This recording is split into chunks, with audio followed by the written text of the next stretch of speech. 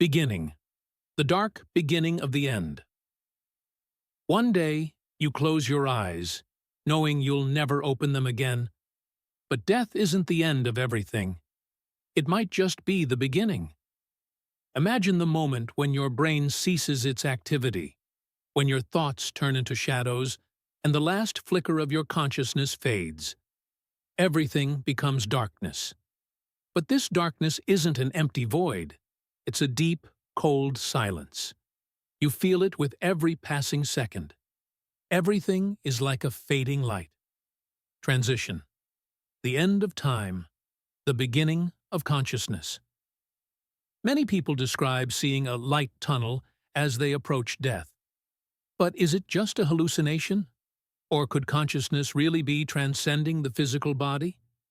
In 2008, a study showed that a man who had flatlined and was clinically dead for 10 minutes reported feeling alive and even leaving his body, watching himself from above.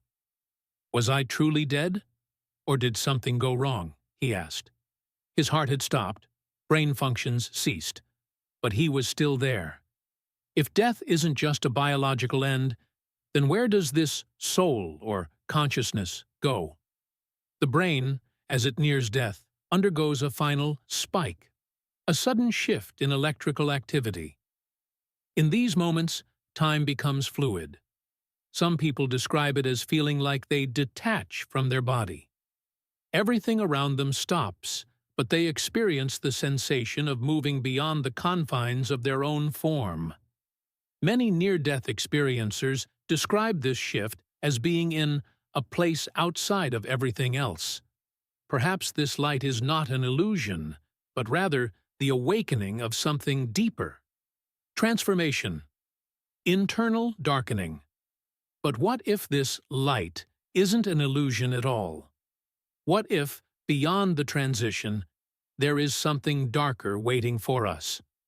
In the late 1970s, researchers discovered that not everyone who comes close to death experiences a peaceful light. Some recall terrifying, haunting experiences.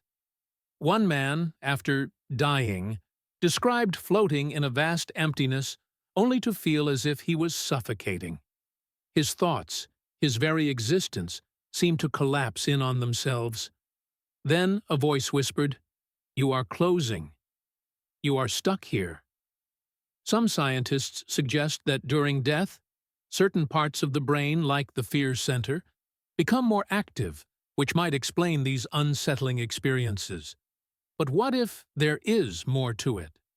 What if death is not just a biological process, but an actual test, a crossing into something more terrifying than we expect? Conclusion.